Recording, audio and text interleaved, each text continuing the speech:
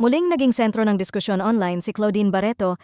Sa naturang clip, kapansin-pansin umano sa ilang manonood ang itsura ng kanyang braso, dahilan upang umani ito ng sari-saring komento mula sa pagtataka hanggang sa panghuhusga. Agad na naglabasan ang iba't ibang reaksyon sa comment section. May ilang netizens na nagsabing tila raw hindi umano sa proporsyon ang itsura ng kanyang braso at may mga nagkumpara pa sa ibang personalidad. Ang ganitong mga pahayag ay mabilis na kumalat at naging mitsa ng mas malawak na usapan tungkol sa pisikal na anyo ng mga artista.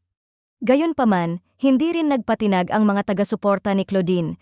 Marami ang dumipensa sa aktres at nagsabing natural lamang ang mga pagbabago sa katawan, lalo na't dumadaan ang isang tao sa iba't ibang yugto ng buhay. May ilan pang nagpunto na maaaring epekto ito ng ilaw, anggulo ng kamera, o simpleng body composition at hindi raw ito dapat bigyan ng mali siya.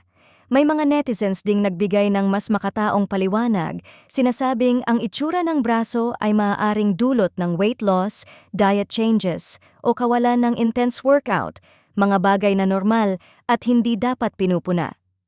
Para sa kanila, mas mahalaga ang kalusugan at kapayapaan ng isip kaysa sa paghusga base sa panlabas na anyo. Hindi rin naiwasan ang mas seryosong diskurso tungkol sa body shaming. Maraming netizens ang nagpahayag ng pagkadismaya sa mabilis na paghuhusga ng publiko, lalo na sa mga babaeng artista na palaging nasa ilalim ng matinding scrutiny. Ayon sa kanila, si Claudine ay isang beteranang aktres na napatunayan na ang talento at halaga at hindi raw dapat nababawasan iyon dahil lamang sa pisikal na pagbabago.